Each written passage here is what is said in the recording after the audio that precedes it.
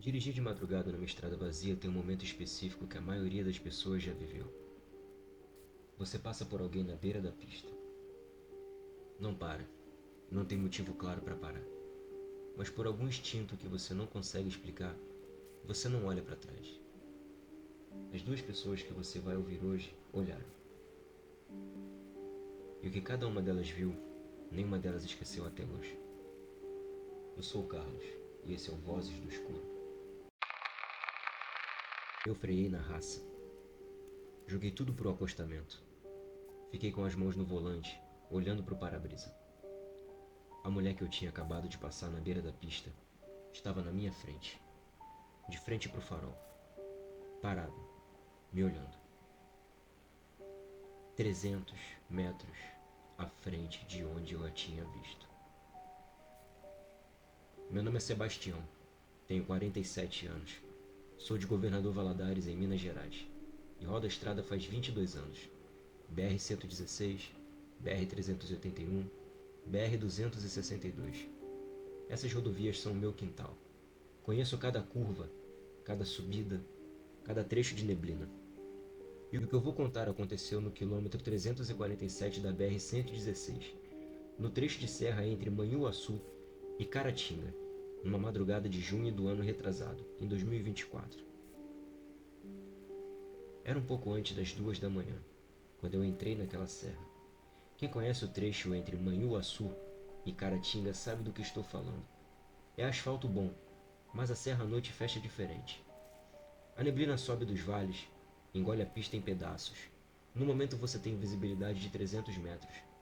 No próximo, está dentro de um algodão branco com os faróis refletindo de volta para você. Naquela noite a neblina estava média. Dava para ver, mas não dava para confiar no que via. Eu vinha de Vitória carregado, voltando para casa. Cansado, mas não no limite. Tinha parado em Manhuaçu para jantar e tomar um café duplo. Rádio num sertanejo antigo que meu pai escutava, janela entreaberta para o ar frio da serra não me deixar pescar. Pista morta, nenhum outro veículo desde Manhuaçu. Foi quando eu vi ela na beira da pista. Estava no acostamento do lado direito, de costas para mim, andando no mesmo sentido que eu seguia. Mulher, cabelos escuros, longos, roupa clara. Não dava para precisar a cor com a neblina filtrando tudo. Não estava fazendo sinal. Não estava acenando. Só andando. Achei estranho. Quem caminha na beira de uma federal às 2 da manhã, numa serra enevoada? Mas acontece. Acidente, carro quebrado, sei lá. Reduzi para garantir que ela não ia dar um passo na pista sem querer. Passei por ela devagar. Olhei pelo retrovisor para ter certeza que tinha passado com espaço suficiente. Ela não estava mais lá. A pista atrás do caminhão estava vazia. O acostamento estava vazio. Tinha acabado de passar por ela há menos de 2 segundos e não havia ninguém. Pensei. A neblina engoliu ela. Acontece. Às vezes a névoa fecha numa fração de segundo. Convenci meu cérebro disso. Reduzi mais um pouco. Fui em frente.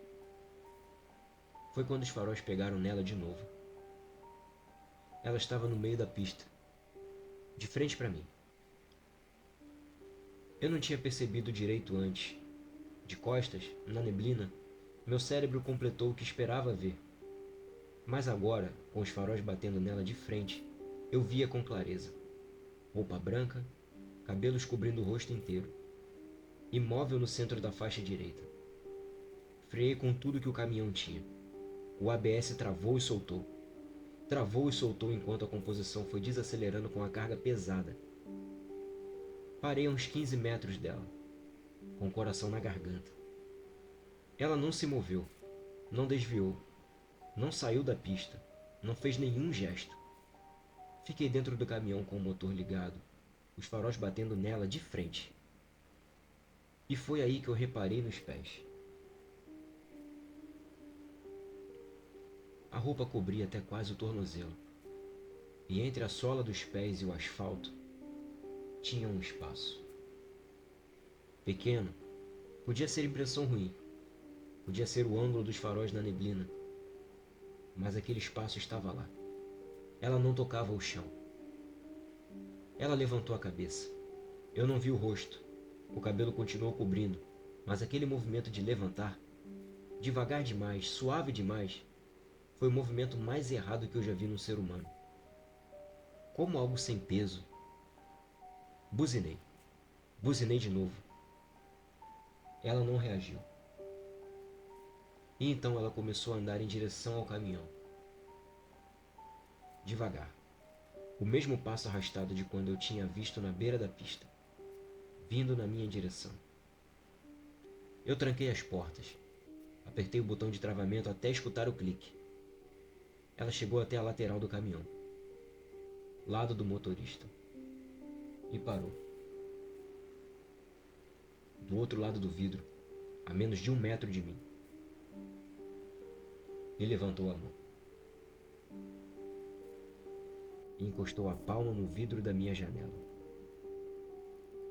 A mão era branca. Não do jeito que mão de pessoa branca é. Branca como papel. Como coisa que nunca viu sol. Fiz o único movimento que meu corpo aceitou executar. Pisei fundo. O caminhão foi acelerando pesado com a carga toda. Saí dali sem olhar para o retrovisor. Não quis saber. Fui acelerando até a neblina fechar tudo e continuei acelerando assim mesmo. Parei num posto de combustível em Caratinga, uns 40 quilômetros depois. Fiquei na cabine com as portas trancadas por uns 20 minutos. Quando finalmente desci e fui tomar um café, tinha um outro caminhoneiro no balcão. Homem mais velho, de Ipatinga, 60 e poucos anos no rosto. Contei o que tinha visto. Ele nem perguntou o quilômetro. Só disse: no 347? Perguntei como ele sabia. Ele tomou o café, colocou a xícara de volta e falou com calma. Porque aconteceu um acidente feio naquele quilômetro faz uns 12 anos. Uma mulher. Ela não sobreviveu. O pessoal daqui da região já conhece a visagem daquele trecho. Os que passam rápido nunca veem nada. Os que passam devagar, ela acha que você parou para buscar ela. Eu nunca mais passei por aquele trecho depois das 18 horas. Se preciso fazer Vitória Valadares de noite, dou a volta pela 381. 3 horas a mais de viagem. Mas é o que tem.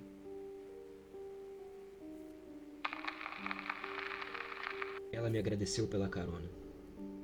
Só que eu ainda não tinha aberto a janela. Não tinha parado o carro. Não tinha dito nada. Ela me agradeceu antes de oferecer qualquer coisa. Como se já soubesse que eu ia parar. Meu nome é Fernanda. Tenho 38 anos. Sou professora em Cristalina, no interior de Goiás. E o que eu vou contar aconteceu numa terça-feira de agosto, numa viagem que eu fazia sozinha de Cristalina até Paracatu, em Minas. Ia visitar a minha avó. Ela estava doente faz um tempo e eu tentava ir toda vez que tinha folga do colégio. Essa foi a última vez que tentei. Na BR-040, naquele trecho entre Cristalina e Paracatu, sabe como é? Cerrado dos dois lados, aquele asfalto que vai reto para o horizonte sem nada em volta. De dia é quase bonito. À noite é outra coisa. É um corredor escuro com o capim dos dois lados e nenhuma luz em nenhum lugar. Saí de Cristalina à tarde, umas 21 horas. Devia ter saído mais cedo, mas fui enrolando. A viagem era de quase 2 horas. Chegaria em Paracatu por volta das 11. Dormia com minha avó e a vida seguia. Pista tranquila, rádio com aquelas músicas que a gente coloca quando viaja sozinha à noite. Não muito animado, não muito lento. Só algo para ocupar o silêncio do cerrado. Foi uns 50 quilômetros depois de Cristalina que eu vi a parada de ônibus. uma daquelas estruturas de concreto que o governo coloca no meio do nada. Telhado de fibrocimento, banco de cimento, sem nome de cidade para orientar quem quer que estivesse esperando. E tinha uma senhora sentada lá. Desacelerei sem ter tomado a decisão conscientemente. Era uma mulher mais velha, 60 e poucos anos, talvez até 70.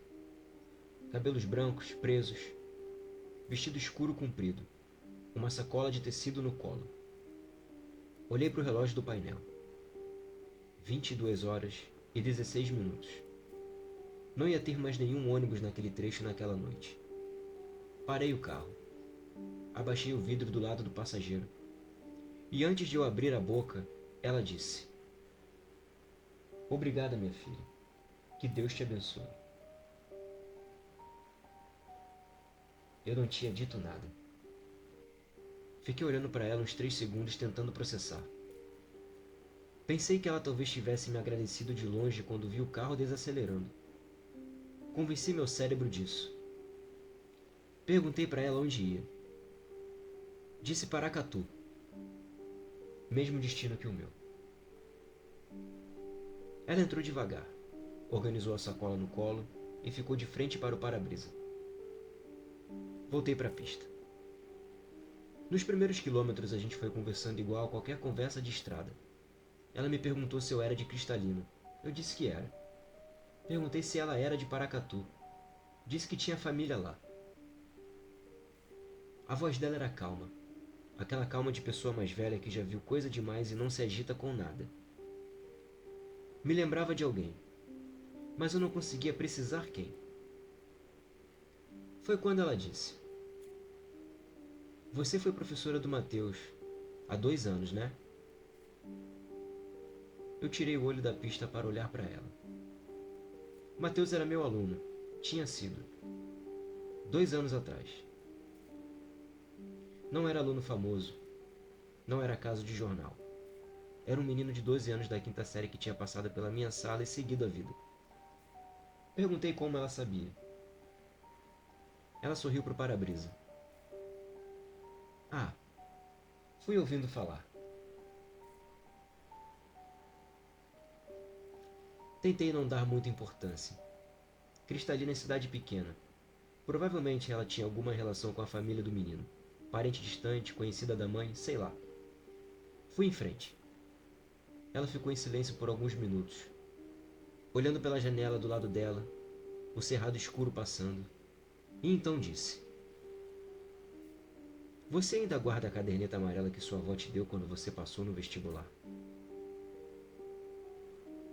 Eu pisquei. A caderneta existia. Era uma agenda amarela de couro que minha avó tinha me dado quando eu passei na faculdade, 20 anos atrás. Eu ainda usava para anotar coisas do colégio. Estava na minha bolsa, no banco de trás. Ninguém sabia dessa caderneta. Não era coisa de rede social. Não era coisa que eu tinha contado para ninguém recentemente. Era um objeto entre mim e a minha avó. Perguntei de novo, agora em um tom mais direto: "Como a senhora sabe disso?" Ela virou o rosto pela primeira vez. Olhou para mim, pela primeira vez desde que entrou no carro, e disse com aquela calma que não combinava com nada: "Você não precisa ter medo de mim, minha filha." Eu olhei para a estrada de volta. O coração tinha acelerado de um jeito que só percebi quando tentei respirar fundo e o ar não entrou com facilidade.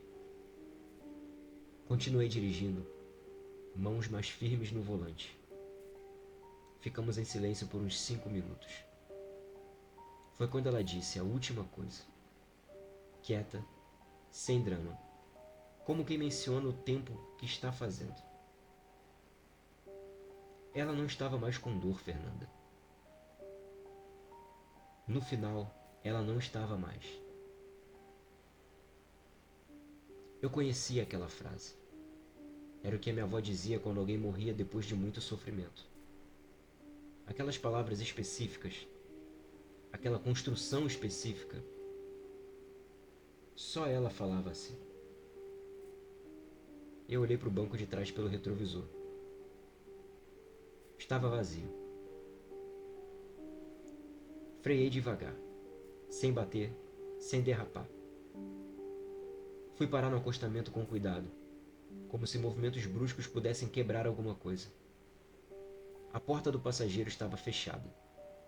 O cinto estava preso no lugar, como se nunca tivesse sido usado. A sacola de tecido não estava no banco. Fiquei no acostamento com o pisca-alerta ligado por uns 15 minutos. E liguei para o número da minha mãe. Ela atendeu no segundo toque, e eu soube pela voz antes de falar qualquer coisa. Minha avó tinha morrido naquela noite. 22 horas e 40 minutos. Minha mãe disse. 22h40. Eu tinha pego a passageira às 22h16. Eu estava na estrada quando minha avó morreu. E ela estava no banco do meu carro.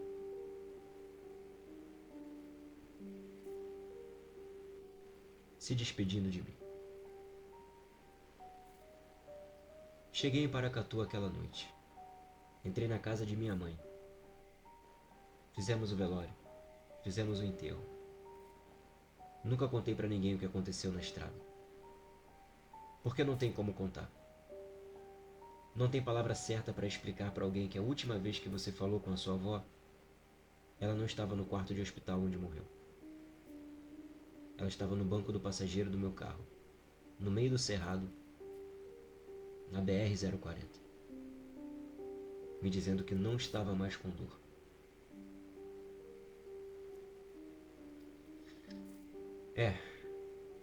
Fico pensando no que pesa mais. Ver algo que você não consegue explicar na pista, ou receber uma despedida que você não esperava. Me diz aqui embaixo qual dos dois te pegou mais. E se você já viveu algo assim numa estrada ou em qualquer lugar, esse espaço é seu. Eu sou o Carlos e esse é o Vozes do Escuro.